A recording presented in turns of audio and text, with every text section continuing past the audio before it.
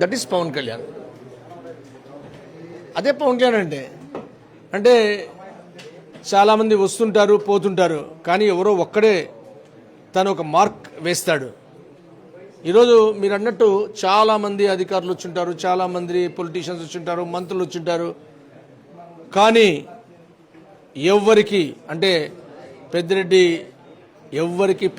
అంటే ఒక భయం. ఎవ్వరు అధికారులు కానీ రాజకీయ నాయకులు కానీ మంత్రులు కానీ ఎవరు పెదవి విప్పలేదు అంటే ఈ యొక్క రౌడీజం ఎలా ఉందో మీరు అర్థం చేసుకోవాలి. అటువంటి రౌడీలకు తాటాకు చప్పుళ్ళకి భయపడడు పవన్ కళ్యాణ్ గారు అనేది క్లియర్ కట్గా నిన్న వీడియో తీసి ఆయన ట్వీట్ చేశారంటే దట్ ఈస్ పవన్ కళ్యాణ్.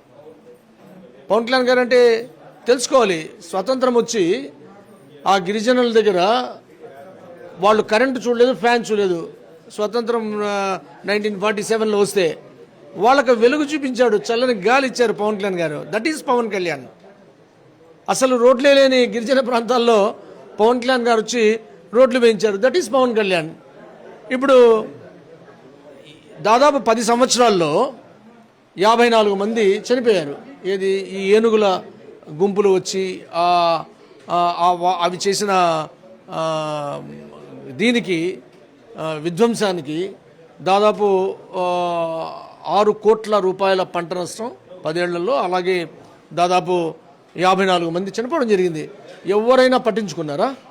ఎవరైనా ఈ ఏనుగుల బెడద వల్ల ఏదో ఆ పంట నష్టం ఏదో ఆ తూతు మంత్రంగా ఇవ్వడం, ఆ చనిపోతే ఏదో కాంపెన్సేషన్ ఇవ్వడం తప్ప అసలు ఇలాంటి ఏనుగుల్ని మనము రానికుండా చేయడం ఎలా అని ఆలోచించిన వ్యక్తి పవన్ కళ్యాణ్ గారు. ఫారెస్ట్ డిపార్ట్మెంట్లో ఉండి ఈరోజు కాంగ్రెస్ ప్రభుత్వం ఉన్నా కూడా కర్ణాటకలో పవన్ కళ్యాణ్ గారు చరిష్మాతో 6 కుంకి ఏనుగులు తీసుకొచ్చారు. That is individual charisma of the Pawan Kalyan గారు. ముఖ్యమంత్రి గారు, అక్కడున్న ఉప ముఖ్యమంత్రి వాళ్ళు, ఫారెస్ట్ మినిస్టర్ అందరూ కలిసి పవన్ కళ్యాణ్ గారిని సత్కరించి ఆయనకి హ్యాండ్ ఓవర్ చేశారు.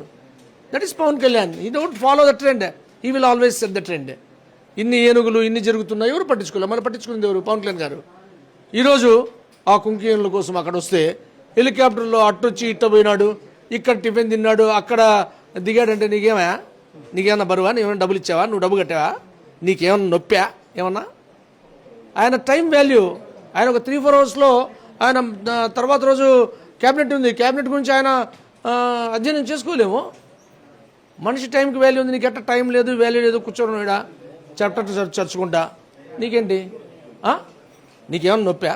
నువ్వేమన్నా హెలికాప్టర్ డబ్బు కట్టావా? కాలే కదా.